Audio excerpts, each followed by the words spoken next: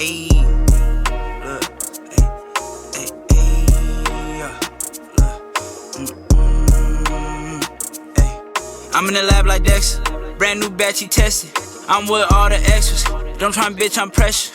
I'm the type to step on steppers, I'm the type to step on steppers. I'm the type to step on steppers, I'm the type to step on steppers. Man, I mean, these last like 3-4 days, we've had some interesting games come out of that first round, and I'm excited to talk about it. But let's go ahead and jump into it, and discuss that Cleveland Cavaliers New York Knicks series. The last time we talked about that series, it was 3-1 in favor of the New York Knicks, and then in Game 5, the New York Knicks were able to handle business on the road in Cleveland, 106-95, officially eliminating the Cleveland Cavaliers out of the playoffs. So takeaways from that.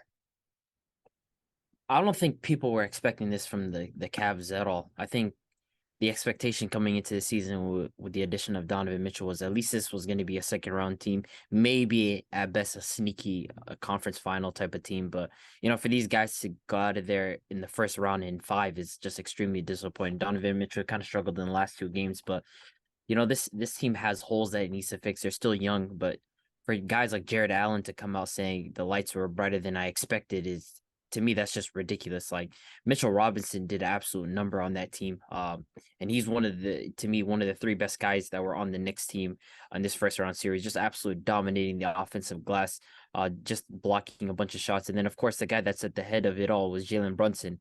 I mean, this guy continually putting pressure on on the Cavs, constantly getting to his spots. I mean, like they had no answer for him whatsoever. And then RJ Barrett, a guy who I've been critical of in the past, again showed up in a game that they needed him the most, and they closed out the series. Like, I never envisioned the Knicks beating the Cavs in 5. I had the Cavs, I believe, winning in 6, maybe closer to 7. But for this team to go out in about 5 games is extremely disappointing. They definitely need to go out for a wing scorer. Mobley needs to develop his offensive game even more, because for them, this is not what they had in mind. So I mean, it's a big ups to the Knicks. I mean, this is the first time they've been in the semis for a very, very long time, and the MSG, they're turning up. So Man, last time we talked about it, we said, do the Cavs have a chance to, take one game back? But I picked them in the 7th in the beginning, but being down 3-1, I felt like the Knicks were going to close it out in 5, man. And even without Julius Randle, after playing 15 minutes, him spraining his ankle, they just constantly, they kept the lead. Jalen Brunson was on a point. RJ Barrett showed up in the absence of Julius Randle, and Mitchell Robinson, another guy that's just physical, another monster offensive rebounding game, and he just bullied Mobley and he bullied Jared Allen. So the physicality was, for me, the whole series. The Knicks showed it, just being physical, running on the rebounds, getting the second chance points, and Jalen Brunson outplayed Donovan Mitchell. Donovan Mitchell, just after the first 2 games, after that the last 3 didn't look too well for him, not shooting too well. Darius Garland, another player where his inconsistency, one game he's going to show up, the next game he's not, and not having another wing scorer and not getting no offense from Mobley or Jared Allen whatsoever. Felt like that was what the Cavs downfall is. Donovan Mitchell got to be prepared, got to be better and bigger games, and it showed. The Knicks were a much better team. They had RJ Barrett show up. They had, Obi Toppin show up coming off the bench. Emmanuel quickly showing up off the bench that last game. So it was a good day, game for the Knicks. They had their role players show up, and, on to the second round for them. And Cavs, they got some questions going into the offseason. This double big, is it going to work in the playoffs or not? And they got to answer that question. I think you highlight a great point, Big H. The difference maker in this series was a level of physicality from the New York Knicks. For Mitchell Robinson and Julius Randle to straight up, take out Jared Allen and Evan Mobley was pretty much the key factor into winning this series. In this specific game, even with Julius Randle going out, RJ Barrett really stepped up in that second half. And they got contributions from a lot of the other guys from the bench. Obi Toppin had 12 points, and Emmanuel quickly finally showed up in this series, giving them 19 in the closeout game. And so, the Cleveland Cavaliers, it was a bit disappointing to see these guys not really empty out the clip in their last game. With your season on the line, backs up against the wall, you expect these guys to come out with a little more aggression, a little more passion. But from start to finish, I felt like the Knicks controlled this game. Even from the opening tip, the Knicks took the lead and they never really looked back. Even there were times during the game where the Cleveland Cavaliers gave the Knicks their best punch, but even then, the New York Knicks were just not going to go out like that, and they just weren't going to be able to just lay down and let these guys win a game at home. And they didn't want to bring this series back to 6. So the Knicks, good job for them taking care of business. I had these guys winning in 7. I really thought that the difference makers in this series were going to be Julius Randle and Jalen Brunson. Jalen Brunson was the one that pretty much showed up, and then RJ Barrett was the guy that took over that second spot outside of Julius Randle. So Julius Randle's health's going to be key going forward for this New York Knicks team. And then for the state of the Cleveland Cavaliers, they got to go back to the drawing board. Like Big H mentioned, this double big experiment. It was nice while it lasted, but obviously it's just not going to work. Jared Allen not being able to provide anything for this Cleveland Cavaliers team offensively really, really hurt this team. And Darius Garland and Donovan Mitchell, they're going to be the backcourt for the future, but they do got to go out there and go grab some wing depth. It's a wings league, like Abdi mentioned 7 months ago when this trade happened for Donovan Mitchell. They have to be able to defend on that side of the ball and be able to provide some scoring help for guys like Donovan Mitchell and Darius Garland. Evan Mobley, I think he'll be all right. Obviously this is his first series in the playoffs. He did a hell of a job on Julius Randle. That's one thing that he can take away from this series, where he wasn't the greatest offensively, but defensively he was perfect. He really took away Randle's game, and even though Randle had some spurts of him going on scoring runs and stuff like that, Evan Mobley did a hell of a job on him. And so the Cleveland Cavaliers, they got some questions that they got to address this offseason. They got a long offseason ahead of them. So overall, big ups to the Knicks, man. They're my pick to come out of this series, and they're officially moving on. But with that being said, we'll go ahead and move on to the Boston Celtics and the Atlanta Hawks series. The last time we talked about this series, the Boston Celtics were cruising 3-1. But next thing you know, the Atlanta Hawks end up coming back in Game 5 due to Trae Young's amazing game. And they won that game 119-117. But just like the Atlanta Hawks, man, these guys just fumbled the bag and ended up losing at home 128-120. So what do we got? What are we taking away from that series? I mean, this is why John Collins is such a polarizing player. Like, the idea of what John Collins can be, I see why he floats in trade targets. I mean, his ability to quote unquote hit threes from the outside, switch out, be athletic as a 4. This is why John Collins gets floated out in all of these trades. I mean, he had 16 points in this game. In the game before, he was also good. And they did get production from some of their role players. DeAndre Hunter did show up. He had 20 points, and then Bogdanovich had 12. But DeJounte Murray, he struggled in this game, man. I mean, 14 points on 13 shots is just unacceptable. And Trae Young, after that red hot first quarter that he had, I mean, he fell off completely hard in that second half. They were attempting to keep the game close, but ultimately the Celtics, their big players showed up. Jaylen Brown hit a couple huge shots. Jason Tatum got to the basket. Al Horford hit some shots. Marcus Smart hit some shots. I mean, they got production all over the floor from their guys. And again, it's a balanced effort. 32 from Brown, 30 from Jason Tatum, 22 from Smart, 17 from Brogdon. When they're getting production across the board like that, this team is very hard to beat. Even Derek White, he kind of struggled this game. But even then, defensively, he was still good. I just feel like this team, they have a lot of options across the board. And the Atlanta Hawks, they have to look at this roster and think, how can we build around Trae Young?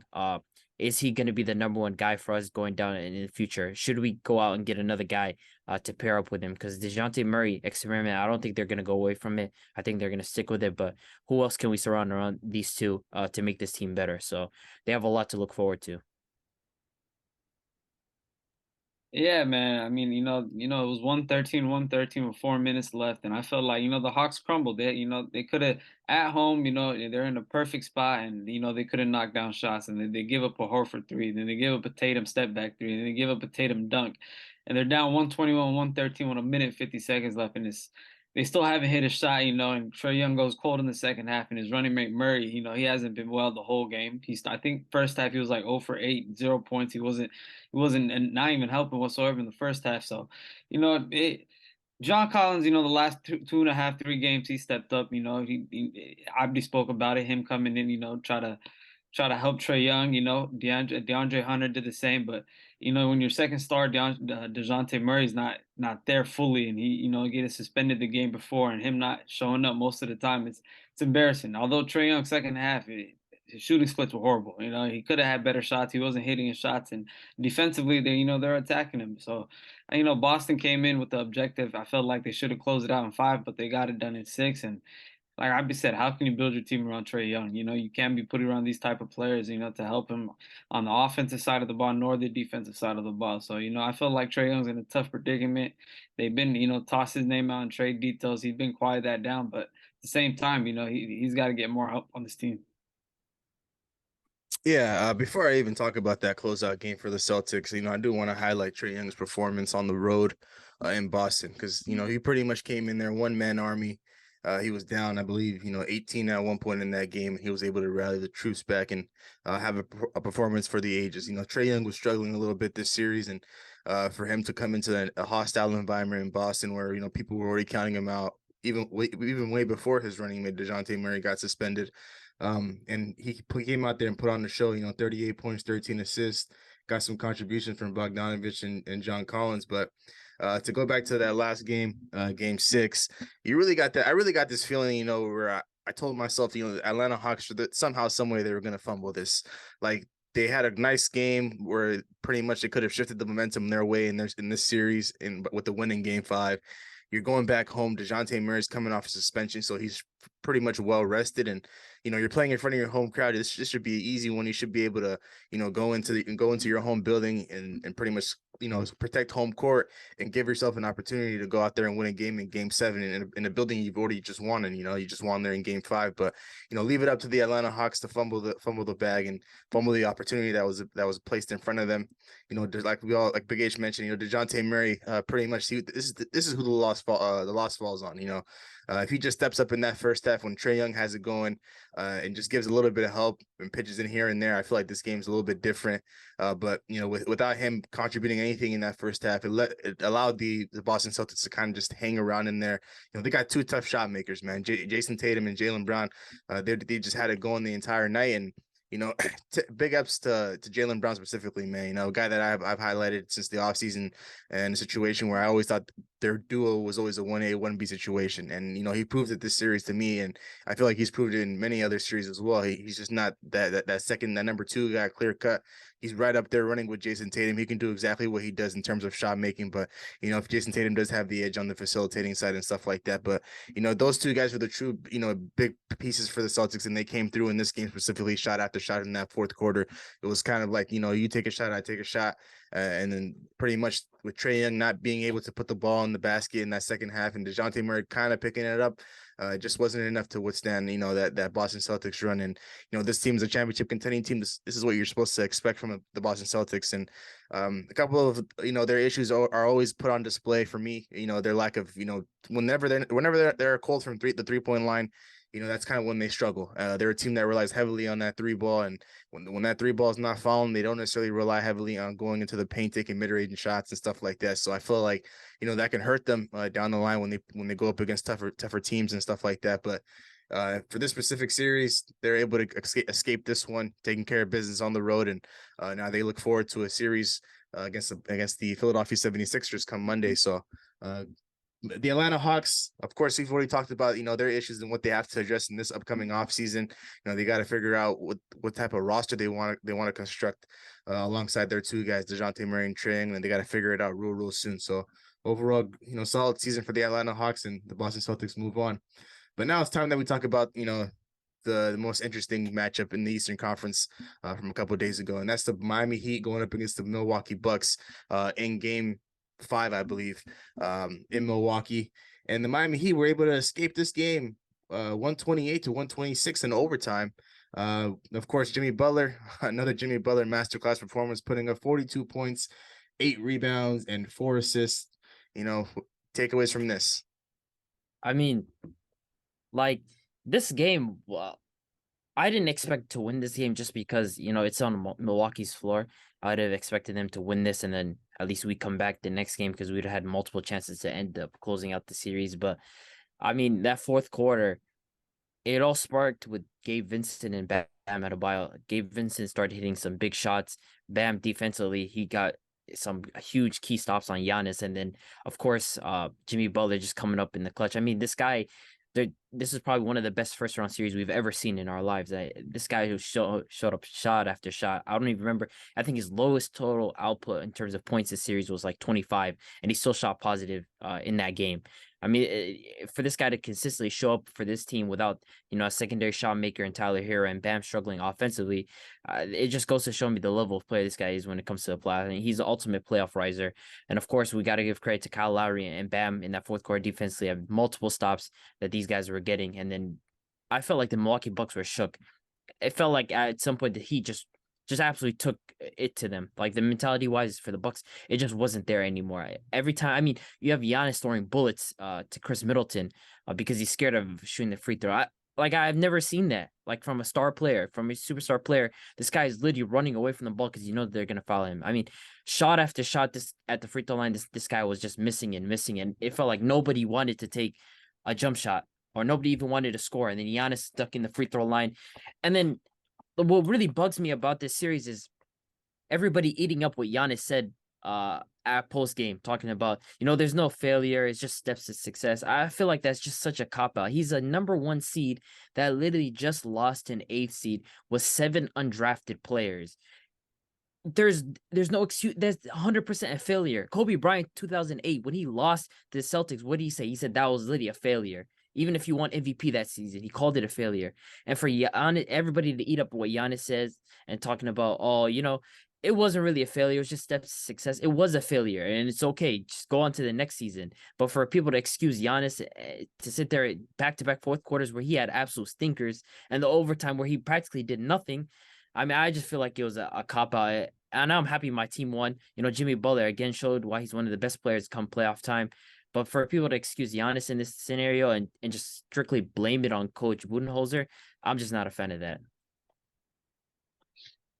Jimmy Butler again, man, and playoff Butler, man. Ain't nothing else to it, man. The guy showed up again, late fourth quarter. These guys were down 8, and Jimmy Butler just takes him on his back and says, "Let's go." We're about to go for a ride, and we've seen it. Game time shot and how they controlled in the OT. And I just want to speak about Giannis. Back-to-back games, he disappeared in the fourth quarter. The stats show 38 and 20, but fourth quarter shot 2 for I forgot 2 for. I don't even know if he had a couple free throws and like he made 1 basket. Other than that, he didn't shoot too well. The other game he was a non-show in the fourth quarter. In this game defensively, I felt like coming down the drive, he could have guarded Giannis, could have guarded Jimmy Butler. He could have picked him up. Holiday was getting tossed around. He was getting bullied by Butler. And he just over there standing corner guarding Cody Martin or I forgot the other shooter, Max Strus. Caleb Martin made Max Strus. So Giannis just staying on the help side defense, not worrying about picking up Jimmy Butler as a defensive player of the year before. He could have done something on the defense side of the ball, but he didn't. Offensively, he didn't show up as well. And it's crazy to me, they blame Bud or they're going to blame Holiday for him not showing up on the offensive side of the ball. But we've seen what he said post-game. He asked, is it really failure losing in the first round? I mean, you're the 1 seed, you're called one of the best players in the league. And it goes to show in the fourth quarter, you don't want the shot. And a lot of other people get criticized for that. But people over here are eating up Giannis and acting like he's the poster boy of the NBA. So great way for Miami to end the series. And Giannis, man, you gotta go back to the drawing board and see what they do this summer. Yeah, this is one game that I had to keep my eye out on that jam-packed schedule day on Wednesday of last week. Terrible scheduling from Adam Silver on his behalf. We have 4 games where each game has a lot of meaning. So I was flipping the channel between this game and the Warriors-Kings game, and at one point the Miami Heat were down 18 points in this game, and I was like, okay, the Milwaukee Bucks they got this game in the bag. They're in the driver's seat. They're gonna bring this one home, and you got that feeling. And the next thing you know, I'm looking up in the corner of my screen where they showed the score during the Warriors-Kings game, and they're saying the Miami Heat are down 2 with about 1:30 left. And then I tuned into that game really quickly, and it's Bam Adebayo, bringing up the ball and going ahead and tying that game for the Miami Heat. And I felt like, and then after rewatching the highlights for this game, it's like, Giannis is the main guy that we have to blame in this situation, because for him to go out there and miss a ton of free throws in the fourth quarter, going for 10 for 23, throughout the entire course of the game. You know, if he's able to just hit a couple of free throws down the stretch in that fourth quarter, it's a different game. You give your team a cushion, and you probably come out of this game victorious, and you give yourself a opportunity to go back to Miami and win a game there and force a game 7. But this all just comes back down to Jimmy Butler's, will to not lose. This guy, as we mentioned in our last episode, a couple episodes ago, this guy's one of the greatest playoff risers we've ever seen. And for him to go into an environment like that on the road and to close out game, it's tough already to close out any series. And for him to just go out there and put the team on his back and drop a 42 bomb while talking shit to Drew Holiday while he was down. That takes some huge balls to do that, man, because like Michael Jordan said, man, it's tough. It's easy to talk when you're up, but you always got to give credit and respect to the guys that talk when they're down or when the score is tied. And it just felt like, Jimmy Butler was just talking shit to Drew Holiday throughout the course of that fourth quarter. We've seen clips of, when the Miami Heat were down 4 or 5 points and this guy was just telling him, like, I got 30 on your head already. And I own you, things like that. So, for the Milwaukee Bucks, this is something we talked about, about a month ago. We talked about this team and, the state of them, their future. Like, what do they have planned moving forward? Because, Chris Middleton's due for a contract really soon. Drew Holiday is already contemplating retirement. And then we know Giannis is going to be, Giannis. But, at the end of the day, I don't agree with what he said in the post game as well. That's just kind of what the media want to run away with. They're trying to like pat this guy on the back, telling good efforts and stuff like that, but just chalk it up and move on to next season. But no, you came into this playoffs as the 1 seed, and for you to get bounced by the 8 seed, that's embarrassing, man. That's not like disappointing wouldn't even be the right word to use in this situation. It's just flat out embarrassing. Like, you're supposed to, the mindset, even though you missed a couple of games, the mindset is coming into this series was, the Milwaukee Bucks are just going to steamroll the Miami Heat. They're the 8th seed. They're struggling offensively. And, Jimmy, we don't believe Jimmy Butler is going to be good enough to carry this team past his first round. And then for your team to just come out there and shit the bed pretty much throughout the course of the series, and for Giannis to come back and have a performance like this where, when you look at the numbers, he had 38 points and 20 boards, but, not really amounting to anything else.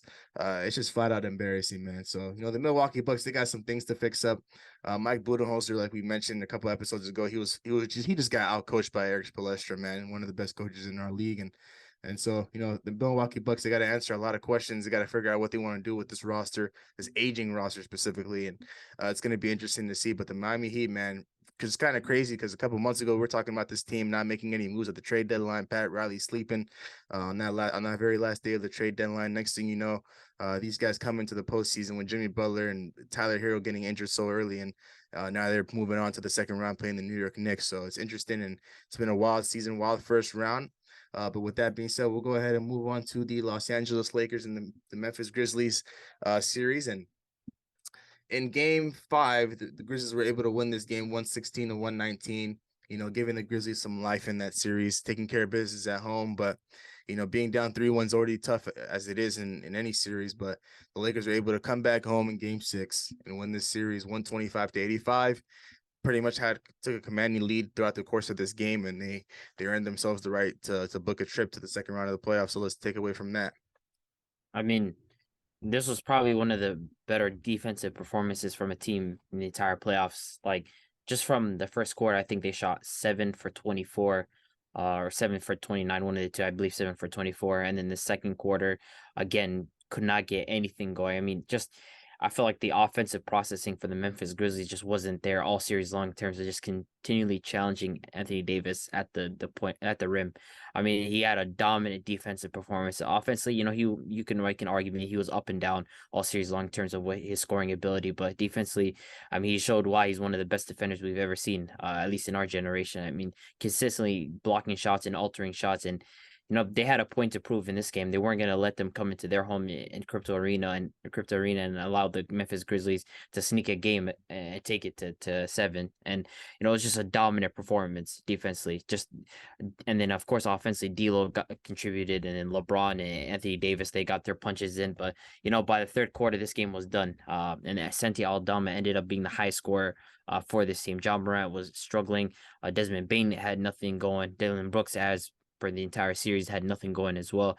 And it's just something for the Memphis Grizzlies to go back to the drawing board and understanding where can we fix our holes, how can we improve our half court offense, how can we improve our scoring, like ability to score from the wings. Who can we go out and attain and get better?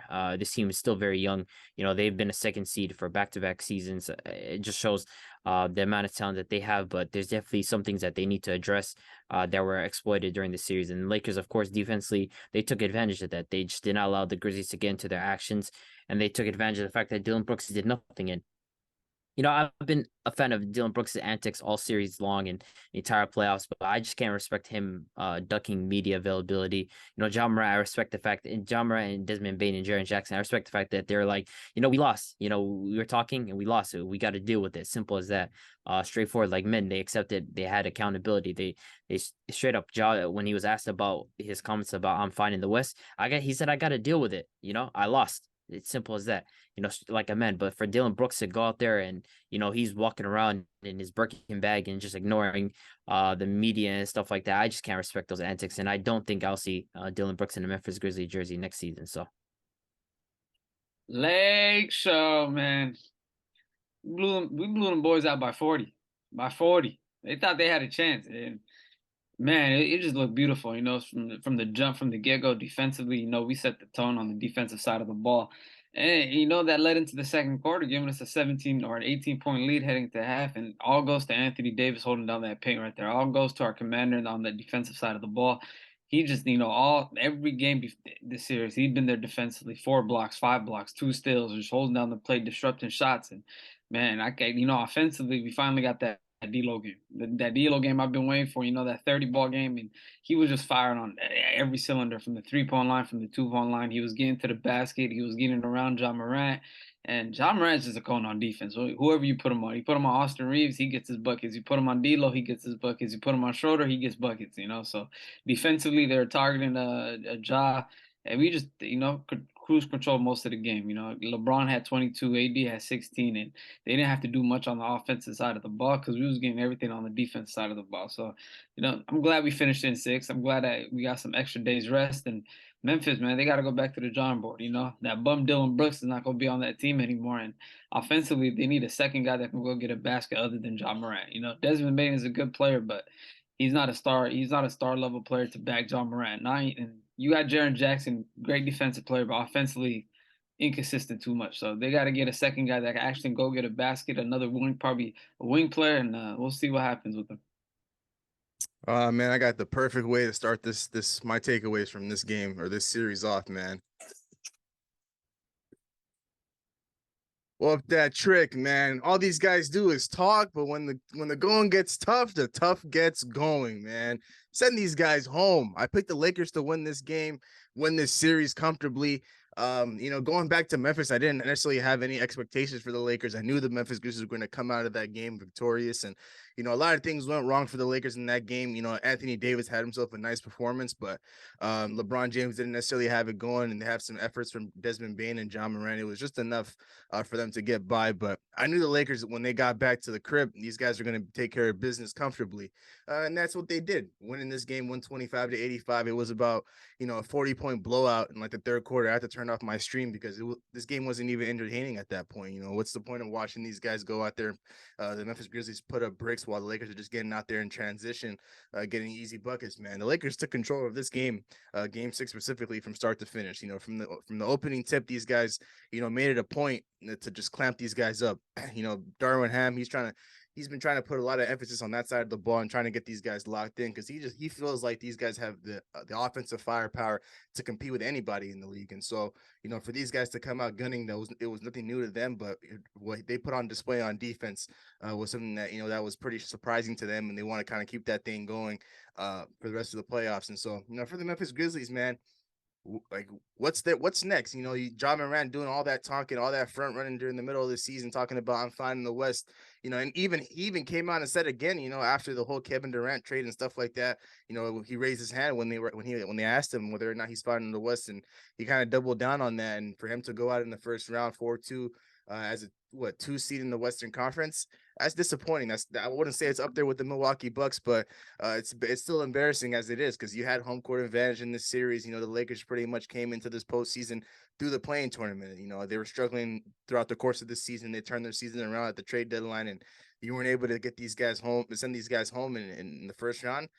It's just something you just sit back and laugh at, because you know I haven't been high on the Memphis Grizzlies ever. I've always highlighted their problems, and their problems were put on display this entire series. You know, John Morant, when it comes to the half court sets, when the playoffs come around, when the game slows down, you know, it's kind of tough for this guy to get his buckets. You know, at the end of the day, you know, it's going to look nice when he puts up, his 28, 30 points, but it's not necessarily helping out the team when a lot of your buckets are coming from inside the paint. This is a jump shooting league. You got to be able to, shoot from that 3-point line and shoot from the mid range, or at least be a threat from that side of the floor. But when you're just dominant in the paint, you apply a lot of rim pressure. It's going to be tough for your team to win. And for Jaren Jackson, we talked about him, having an offensive bag, but he really struggled in this game. Only putting up 14 points, 3 for 12 from the field, 1 for 6 from 3. He just really had a tough sledding going up against a guy like Anthony Davis, man. His shot wasn't falling. Really had a tough time trying to get buckets in the paint. And overall, this is a collective effort from the Lakers, man. When Austin Reeves is chipping in 11, D'Angelo Russell's leading the way and scoring with 31. Braun got 22, AD got 16 and 14. This is a tough team to beat, man. Especially, and I do want to give a lot of credit to Anthony Davis, man. A guy that that gets a lot of hate from Laker Nation simply because he's a very, very inconsistent guy. Some games you might get 30 and 20 from him, and then some games you might get 16 and 14 like we got from him in the closeout game. But one thing that'll never go away from Anthony Davis's game is his defensive ability on that side of the ball. He's always going to make his mark, always going to make his leave his mark on that side of the floor. And that's exactly what he's done this entire series. He made it tough for guys like John Morant to go ahead and get buckets inside the paint. And that's what happens when you have a true rim protector, man. And you just leave John Morant to a guy like Anthony Davis, and you're going to be just fine. And so for the Memphis Grizzlies, man, this should be a lesson for them. Coming into this series, I thought they were going to learn their lesson from their last postseason series against the Golden State Warriors and their series against the Minnesota Timberwolves last year, where you don't necessarily want to lose any games where you have control of. Obviously they let game 1 slip, and pretty much that's a game that hurt them in this series when you look back on it. They're supposed to protect home court and come out of Memphis 2-0 and then going into the Los Angeles Lakers arena, Crypto Arena, with all the pressure in the world on the Lakers. But that just wasn't the case in this series, and they got to go back to the drawing board, man. This roster is just not a roster that's up to championship level expectations. You have John Morant, you have Jaren Jackson Jr., but all the other guys, Desmond Bane, Dylan Brooks, Xavier Tillman, and then their bench, they're going to have to probably try to retool up that roster, get a secondary scorer for a guy like John Morant that can, apply a lot of pressure on the perimeter, that can get buckets in the mid-range, that can get buckets on the 3-point line, and can really just take the pressure off John Morant as a whole. But the lesson that they need to learn throughout the course of the regular season is don't talk. Keep your head down and just work straight up. Because at the end of the day, you're just putting a bigger target on your back, and that's exactly what they did. For Dylan Brooks to come out, throughout the course of this series talking about, I poke bears and I don't respect the guys until they give me 40 and stuff like that. Like, come on, bro. Just show your source. It's always good to have some good banter going back and forth between your opponent, but at the end of the day, there's got to be some sort of level of respect for your opponent. And this is a guy he's talking about as LeBron James out of all people. That's the last person you want to poke in the playoff series where LeBron. We all know how great LeBron is in the postseason. So overall, it's a great win for the Lakers. It's a great overall series win for the Lakers and the Memphis Grizzlies. They got a lot to learn coming into this offseason. And, a lot of these guys might not be back, like Abdi mentioned. I don't think Dylan Brooks is going to be back on this roster coming into next season, especially after, the performance we've seen from him throughout the course of this series. So overall, great win for them. But now we go ahead and move on to the Los Angeles Clippers and the Phoenix Suns series. Last time we talked about this series, they were coming out of Los Angeles with a win for the Phoenix Suns, 112-100. And the next thing you know, they come back home. And they close out the Clippers 136-130. So what are we taking away from that? I think this game just showed the sheer fight of the Clippers. I mean, that first half it was a relatively close game. Nobody had a huge margin on each other. I think it was like a 3-point difference or 2-point difference in the Clippers' favor. Again, role players consistently setting up you had Norman Powell who was playing well. You had Batum that was hitting some shots, but that third quarter was an absolute avalanche from the Suns. I mean, when we talk about just going on a huge, huge run, Devin Booker had 47 in this game, and that third quarter was a lot of the damage. I mean, getting to spots every single time, just attacking closeouts, hitting skip passes to KD. It felt like the Suns just could not miss at all. But then again, the Clippers, again, as the series has gone on, this has been their theme. They just consistently fight. That fourth quarter in the last 5 minutes, I mean, Batum hitting shots, Plumlee just working his hardest to get up shots. Norman Powell again, Bones Highland hitting shots. They got production from everybody across the board, and they got close within 2 points. And then Batum just missed a three, and then of course the Suns, they close out the series with their shot making. They have all-time level shot making, but again, the Clippers, I just have to bow my head to these guys. I mean, they just fought throughout the season.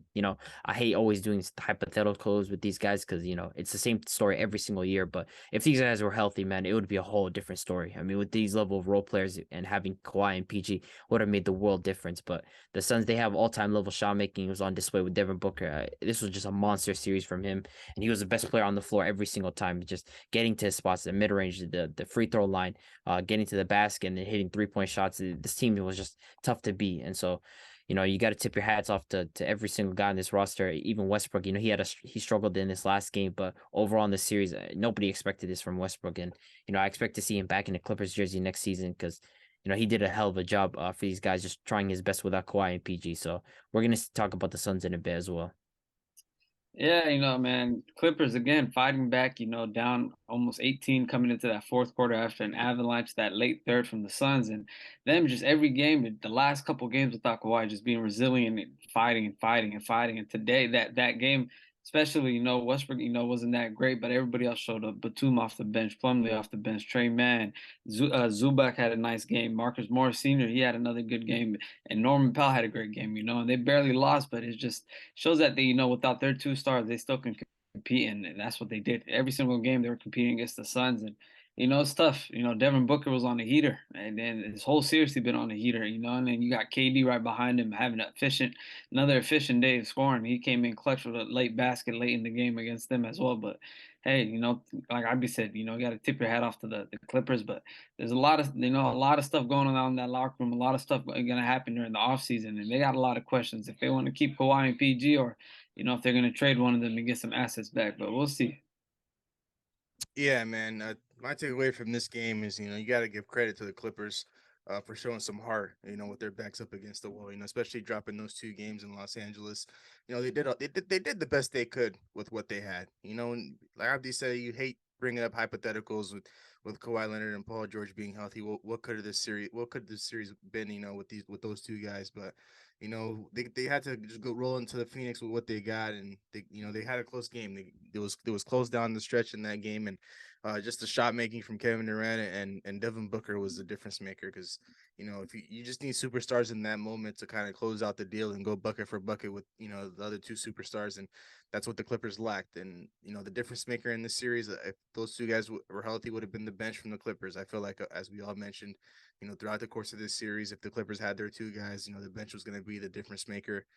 But the bench showed up, but they just needed some superstar help, and obviously those 2 superstars weren't available. So, when Devin Booker's dropping 47 and then you got Kevin Durant contributing 31, it's just going to be a tough team to beat overall, man. Those 2 guys are the 2 best shot makers and one of the 2 best shot makers in our league. And, those guys are just great scoring the basketball. And so the Phoenix Suns did what they're supposed to do. They took care of business on their home floor. The Clippers, they got to go back into the drawing board and kind of just, figure out, what can we do to have these 2 guys available to us during this time of year. And it's kind of tough to kind of put an answer together for that type of question because, you can never predict injuries, man. When Kawhi Leonard was balling out in games 1 and 2 coming out of Phoenix 1-1, we were thinking this guy's going to dominate when he gets back to LA, but we didn't even get to see the chance. We didn't get the chance to see him play at all for the rest of the series. And I think his injury was like a torn meniscus, I think, in his right knee or something like that. So, it's just a tough break for Kawhi Leonard throughout the course of his career as of late, dealing with injury after injury. And then we saw some clips from Paul George in practice looking good, but he was about a week away from returning. He said if the Clippers were able to advance, he would have been able to play in the second round. But unfortunately, they just didn't have that time on their hands. So overall, it was a solid season from the Clippers. Russell Westbrook, I do agree, Abdi. I do believe we'll see him in a Clippers uniform. He gave a lot for them. He gave a lot to that franchise in a little amount of time post trade deadline, and so I think he'll be around for the long haul. And for the Clippers, Kawhi Leonard and Paul George, I think they'll stick around for a little longer. Now that I think about it, but now we move on to the Denver Nuggets and the Minnesota Timberwolves. The Timberwolves are able to win Game 5 at home, forcing a Game 6 back in Denver. But the Denver Nuggets were able to close out Game 6 of the series. Actually, Game 4 they were able to win in Minnesota, but then they forced the Game 5 in Denver. And Denver were able to win this game 112 to 109. Anthony Edwards' efforts in that last shot to tie the game just wasn't enough. Yeah, man. I mean, Jamal Murray, like he closed out. He had a phenomenal game. I mean, 35 points, and then Jokic, he was just emptying out the clip. And this is just one of those games where it's an elimination game, and you just got to get up shots. I mean, first half it seemed like it was leaning towards the way of the Nuggets, and then the Timberwolves in that third quarter they battled back, and then it was kind of like a close game. And in that fourth quarter, it's just a matter of executing. And Karl Anthony Towns, I seriously do not understand his foul trouble issue. I mean, in that fourth quarter, I think he came in with 3 or 2 fouls. He somehow still fouled out in the game. I just cannot understand that. Like, and this team, I feel like it's so close to just getting the idea of what they want, but Karl Anthony Towns has to be the player that they look at with a microscope in this offseason. I mean, he's not the star of this team. It's clearly Anthony Edwards. He's the guy that they're going to be going to in these situations. Karl Anthony Towns isn't someone, I'll give him some credit for this game. I think he performed pretty well in this game. I think he did his job. He was shooting well, getting to the basket. He was being aggressive. But again, the foul troubles and his inability to just be able to play defense just showed up a lot in this series. And I felt like he wasn't able to attack Aaron Gordon as much as he could have. And then of course Gobert, like I think he did what he's supposed to do, 16 and 15. He was never going to stop Jokic, but I think he did a good job in this game. I mean, Jokic struggled from the field shooting 8 of 29, I believe. And ultimately this team, maybe if they had Naz Reid and Jaden McDaniels, it would look a lot different because Jaden McDaniels would be guarding Jamal Murray, and he has given him trouble in the past. But they didn't have those two guys, and I don't think anybody had the series being close. It seemed like Denver always had control whenever they were playing these guys. And they got to look in this offseason, what do they do with Karl Anthony Towns? He's the guy that they're going to be consistently looking at. Is he someone that we want to keep? I mean, in about 4 years' time, he's going to be making $61 million. That's just absurd. That's just ridiculous. So is that a guy that they want to keep on their roster? Is he holding them back from championship aspirations? Is he someone that they need to trade and get back some wings and get back some players and just keep Gobert and Anthony Edwards and Jaden McDaniels and move around with them? And so I mean, I got to tip my hat out to Anthony Edwards, man. How amazing was this guy in this first round? I mean, be that poised in a playoff series, back-to-back years. I just don't know how. Like, there's no other words to describe this guy. I think in about 3 or 4 years' time, he's going to be at worst a top 5 player in this league. No question in my mind. He has all the tools possible: the shot making, the rim pressure, the athleticism, the defense, and the poise and the ability to just make big plays in the clutch. So, I tip my hat off to him. So, yeah, man, great, way to close out the series for the Nuggets. They held off the comeback from the Wolves, and I got to tip my hat off to Ant Edwards, man. Ant, phenomenal player, phenomenal guard, and he was going toe to toe with one of the best teams in the NBA without Karl Anthony Towns helping him whatsoever. But that last game, I felt like towards the end of the game, Towns getting into foul trouble. And Gobert is just letting rebounds go over his head to Aaron Gordon and Jokic, and the second chance points in that late game for the Nuggets. And I feel like it closed out the deal. Although Ant had a good shot to tie the game or win the game at the end, and he almost had it. But other than that, man, I feel like Towns and Gobert, that late stretch, they just got beat. They just got beat physically and mentally, defensively on the glass, against Jokic, against whoever they were guarding. It was tough for them. So. And I feel like, phenomenal guy, phenomenal player, but it's not going to work with those two Twin Towers. And I felt like they already gave the trade haul away for Gobert. They gave a lot of pieces away for Gobert. So I felt like it's time for them to see what they can get for Cat and build around Ant and see, get more wing players, more guards, and, more depth for the team. But I don't think the two center thing is going to work. And Denver, they play phenomenal throughout the series. Jamal Murray playing probably the best player on the court for the Nuggets that first round. So, for Jokic to take a backseat and let Murray do his thing, it's a good thing that they're heading to the next round and facing up against the Suns. So great win for the Nuggets, and we'll see what Minnesota does with Cat. I feel like he's the big problem there, so we'll see what happens. Yeah, watching this game, Minnesota got off to a very, very hot start in that first quarter. They took the lead, and I thought this was going to be an interesting game, and it was an interesting game throughout the course of this game. And so, but then there's a shot making from Jamal Murray and the ability of Jokic to play bully ball in the paint against guys like Gobert and Towns was pretty much all the difference in the world in this series. Anthony Edwards, hell of a series. I got nothing bad to say about him. This is his second year in the playoffs, and he did pretty much everything he could to win in that game, game 4 at home when they were down 3-0, and he did all he could in this game as well. But I feel like he could have been a little bit more aggressive in that fourth quarter, and that's something that he did highlight in his post-game interview. He did say that he could have taken a couple more shots and could have went downhill in that fourth quarter. Obviously his 3-ball wasn't falling. He went 0 for 6 in that closeout game for the Nuggets. But he still finished with 29 points and leading the way for this team. And Karl-Anthony Towns, he did a good enough job, leaving his mark on the offensive end in that second half of Game 5. He contributed in a good way for them, 26 points, but they just needed a little bit more throughout the course of this series. For just Anthony Edwards to go to war by himself and was just embarrassing overall for the Timberwolves. Because this is a guy you're paying a lot of money to, and he's not necessarily showing up when it matters most in the postseason. So the Minnesota Timberwolves, I feel like they're a couple pieces away from being playoff contenders each and every year. But if they want to take that next step and be a championship contending team, they do got to move around some pieces. And I don't think you're gonna look at Anthony Edwards or Rudy Gobert anytime soon. I feel like Karl-Anthony Towns is probably gonna be the first guy out of the door, and whatever you're able to get back in return for him should be some solid pieces to help further your team and give yourself a better chance at winning a championship. So they got a bright young star on their hands, Anthony Edwards, man. Minnesota, they better not fumble this one. There's not gonna be a lot of players like Anthony Edwards that come around in this league and just dominate at a very young age.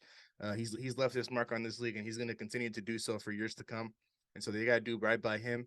And then for the Denver Nuggets, man, this is a 1 seed for a reason, man. They come into each and every postseason, chip on their shoulder. People, always try, talk bad about Murray and stuff like that. But Jamal Murray, he continues to show up, and Jokic, we all know how great of a big he is. So overall, they did what they're supposed to do, taking care of business at home, closing out this series 4-1, and they went ahead and move on to the second round to play the Phoenix Suns, and we'll talk about that in a bit. But before we move off from this first round, now we move on to the last series, which is, by far the most entertaining series, and which is the Golden State Warriors versus Sacramento Kings. And the last time we talked about this series, the Kings and Warriors were tied up 2 apiece. The Sacramento Kings were able, the Golden State Warriors were able to win a road game in the first time in this series, 123-116. But the Sacramento Kings, they're very battle tested team. They were able to respond. Game 6 on the road, they end up blowing out the Warriors 118-99. And then we get a Game 7 in Sac today, and the Warriors were able to come out of this game victorious due to Steph Curry's heroics 50-piece in a Game 7, and they win this game 120-100. So what are we taking away from this series? I mean, we gotta say, the Sacramento Kings, nobody in a million years expected them to be in a Game 7 against the defending champs before the season started. This team was projected to have a pretty good offense, maybe be a sneaky top 8 team, but nobody sat there preseason and thought, this team is going to be taking the defending champs to 7 games. So, that's a hell of a team. They're a young core. They got a lot to improve on, and I expect them to be back here next season, no question. But, for Jordan Poole and Andrew Wiggins and Klay Thompson to be a combined 12 for 44, and the Warriors to win this game just speaks volumes to the greatness of Steph Curry. To drop 50 points in a Game 7, I think that's probably the most points ever in a Game 7 after KD's 48 versus the Bucks in 2021. That's just a monster amount of shot making and just a constant pressure. This guy literally just decided to put his team on his back. The first half, it felt like if Steph Curry didn't have a good game, 100% I would have believed the Kings would have blown out this team. No question. Because nobody else was giving contribution. Klay Thompson was struggling. Jordan Poole was struggling. Andrew Wiggins was struggling. Where else were they going to get scoring? And, Steph Curry had 20 in that first half, and he just kept pouring it on and on this team. And, that's the thing about these all-time shot makers is they show up when the games get tight, when when you need them to show up the most, they're there to perform, and that's exactly what Steph Curry did. I mean, 50 in a game 7, that's ridiculous. That's just basically, this first round has given us a lot of huge performances. Devin Booker's 47, you had Jimmy Butler's 56, now you have Steph's 50. I mean, we're consistently getting these monster performances, and it's the same type of guys that can always show up in the playoffs. So you got to tip your hat off to Steph. And it kind of reminds me of what Snoop Dogg said about Steph Curry. I mean, he's always in the running for the best, but he's never considered the best for some reason. And he's showing why he deserves to have that title of being the best player in the NBA. So again, he carried this team and he did what he had to do. Yeah, man, Steph, 50 ball, game 7, away from home court, and he shows up, and it was just beautiful, like Abdi mentioned, Poole, Wiggins, Klay Thompson shooting 12 for 45. Where's the offense coming from? And came from one guy solely, and that was Steph Curry. But I want to highlight, on the defensive side of the ball, the Warriors had guys not going on the offensive side of the ball, but for them to completely shut down De'Aaron Fox, make him shoot 5 for 19, and Malik Monk 4 for 14, and Sabonis had a good first half. He had 16 points in the first half, but second half he was a non-show, especially in the third quarter to like the last 4 or 5 minutes of the fourth, where he got some chump points in the end. But other than that, defensively the Warriors they tacked on it. Looney, man, especially him coming into the game. Another 21 rebound game, and a lot of them were second chance opportunities for the Warriors in that third quarter. And I felt like right there, them playing that, defensively on the road like that, and, Looney getting a lot of the second chance points, plus Steph 50 ball, it saved them, big time. With some players not showing up for them, these 3 guys are on the defensive side of the ball with Draymond, Wiggins playing out of his mind, Looney playing out of his mind. It saved them a lot on the defensive side of the ball. And Steph's 50 ball, heroics, man. One of the best shooters in the game, and he showed what he can do. So, great win for the Warriors. And then, the Kings, man, second seed, they played third seed. They played phenomenal throughout the season. They coach of the year. They had a Malik Monk clutch player of the year, and it goes to show that they're building something on that team. So I feel like going into this offseason, they got to address the rebounding issue and address the big situation with them over there. But we'll see what happens. But can't wait for that second round, man. Warriors versus Lakers. Come on now.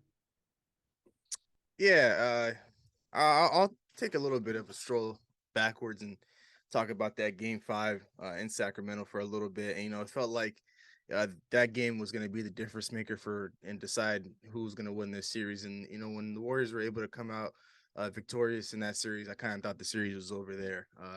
Steph Curry, even though he didn't have it going in that game, still being able to contribute, 31 points and lead the way in scoring for the Warriors. You kind of had that feeling inside where you're like, okay, this is where the Warriors turn this series around and take control, especially after winning 2 home games. And now you're going back home for a game 6. You're thinking, okay, the Warriors are going to just close this series out, and we're just going to have to sit here and congratulate the Kings for just showing up. But, shout out to the Kings, man. They didn't back down. They lost 3 straight in the middle of the season twice, and they were able to win their next game, so. And then they ended up going into Oakland, San Francisco, and Chase Center, and they end up blowing the Warriors out of the water, taking control of that game from start to finish. And Malik Monk did his thing, and that was Malik Monk did his thing, and Trey Lyles stepped up as well. So it was just a lot of shot making that the Warriors weren't able to keep up with. And then Mike Brown made some crazy adjustments in that game 6 to force a game 7, where Sabonis was dealing with foul trouble, and he just inserted Trey Lyles in there instead of Alex Len, and it gave him a different look. It gave him a look where you have to stretch the floor out and respect Trey Lyles' ability to shoot the 3 ball, and a lot of guys like Malik Monk and De'Aaron Fox to get downhill and get to the basket at will. And so they did what they could to force the game 7. And then in this game, last night I was thinking about this game for a little bit specifically, and then obviously you get the feeling about the dynasty run being over, and is this the last time we're going to see Steph Curry, Draymond Green, and Klay Thompson take the floor in the playoff game? And after reading reports and stuff like that, there was something that came out of the Warriors locker room in that game 6 where they said Steph, Klay, and Dre just kind of sat there in silence, and they sat there for a very long time without saying a word to each other. And then you kind of got that feeling inside you, got the idea where like, okay, these guys are just not going to go out there and fold in this game. And after watching this game, Steph Curry did all he could. Steph Curry is one of the greatest players we've ever witnessed, right? Coming into this postseason, I said that this is a guy if I'm going to war, this is a guy I'm calling up number 1 on my list. In the postseason, he shows up. These last couple of days, people have been posting threads on social media talking about he's not a clutch player, blah, blah, blah, all this stuff. tough. When the going gets tough, this guy shows up. This guy doesn't fold. He doesn't do anything of that sort. And he put it on display today again. Putting up a 50 piece on the road, especially for a team that only won 11 road games this year. Everyone raised the question whether or not these guys were able to win a road game, and they're the only team to win 2 in this series. And so, Kevon Looney, the second most important player in this series as well for the Warriors, being able to dominate the glass in that fashion and play tremendous defense on Sabonis, was pretty much, along with Steph Curry's heroics, was a true difference maker in this game specifically. Third time in this series, putting up 20 rebounds, and he doesn't necessarily provide a lot of offense, but his offense is getting there on the offensive glass and allowing second and third shot opportunities for the Warriors. And a lot of people have a lot of respect for a guy like Kevon Looney, and I do believe that this guy's going to somehow, some way, end up getting a statue outside of Chase Center in 10 years, especially when his career is done. But the greats do what the greats do. Steph Curry putting up a 50 piece, most in a game 7 ever. Am I necessarily surprised? Not necessarily, because this is something you kind of expect from a guy like Steph Curry. When you expect great players to show up in tough situations. When your backs are against the wall or you're in a tough situation, you gotta rely on your star players to kind of get you out of those jams. And this is a guy that goes to war each and every postseason and comes out on the right side of things. And so we gotta learn to appreciate what we got in front of us right now. Steph Curry's about 35 years old, and we're not going to be seeing this for too long. And so a lot of people want this dynasty run to end, and they want these guys to just go out and give another team a chance. I kind of understand that. Obviously everyone has favorite teams and they want to see their favorite team win, but at the end of the day, we got, as fans of the game of basketball, we got to learn to appreciate these guys for however long we have them for. And this is one performance I'm going to look back on and be like, this was an amazing performance. I look back on, when I look back at Steph Curry's performance, I look back at game 4 in Boston, and I'm pretty sure I'm going to look back at this performance. I'm going to rewatch it and be like, damn, this was a masterpiece. From start to finish, Steph Curry put his mark on the game, and pretty much put this team on his back and didn't want these guys to go home or this dynasty run to end. So overall, shout out to the Sacramento Kings. You got to show respect where it's due. The expectation coming into the season was to just be a playing team, or kind of be on the outside looking in for the postseason. But for these guys to exceed expectations, it starts with the head of the snake, Mike Brown. He's done a hell of a job coaching these guys. De'Aaron Fox, this guy's been unstoppable throughout the course of this series, and even with his finger injury, he was still able to leave his mark on the game. Although he had a bad game 7, this was his first game 7 ever in his career. So this is a good learning stepping stool in the right direction for them. It's a good learning experience for this young Sacramento Kings team. And for Sabonis, he's going to have to look at himself in the mirror in this offseason and be like, what can I do to better myself as a basketball player on both sides of the floor? Because of course, offensively, he didn't have it going this entire series. Looney and Draymond did a hell of a job at containing him and really taking him out of this series. But defensively was where his issues lied the most, because the Warriors were able to get downhill and get to the paint with ease whenever he was on the floor. People raised the question whether or not, the Kings were a better team with him off the floor compared to him on the floor. And so, he's going to really have to go into this offseason and really work on his game on both sides. And for the Sacramento Kings, they got to ask themselves this question, do we believe, if we want to move forward and take a step in the right direction and build a championship roster in Sacramento, do we need to add some more help down there along with Sabonis? Because we need a true rim protector, and that was pretty much all the difference maker in this series, because we know how great of a rebounder and scorer Sabonis is. But whenever he doesn't have it going and they're taking him out of the series, how are we going to put a lot of emphasis on that, on paint protection and paint scoring as a whole? Because De'Aaron Fox and Malik Monk, they did all they could getting downhill and getting to the basket, and they caused a lot of problems for the Warriors. But outside of that, nobody else showed up. And the role players for the Sacramento Kings, these guys are they'll bounce back. Guys like Keegan Murray, Kevin Huerter, Harrison Barnes, some of these guys have been there before. Keegan Murray being the rookie that he is, he'll get better and better. But these guys are too inconsistent, or they got hot extremely late for this Kings team, because all the difference in the world is a couple of games going your way where these role players are stepping up, and you need that in the postseason. You need your role players to step up. And so, all the respect in the world of the Sacramento Kings, they gave us the most entertaining series in all of round 1. And, we can't complain about that as fans of the game. And the future is bright for Sacramento. I talked about this team thinking, these guys are going to be one of the worst teams in the Western Conference. And next thing they're the 3rd seed, and they're forcing a game 7 with the reigning champs. So you can't do much but, show your respect and tip your hat to those guys. Those guys are the ultimate competitors, and those guys will be back for sure. No doubt in my mind. But overall, that wraps up round one of the NBA playoffs.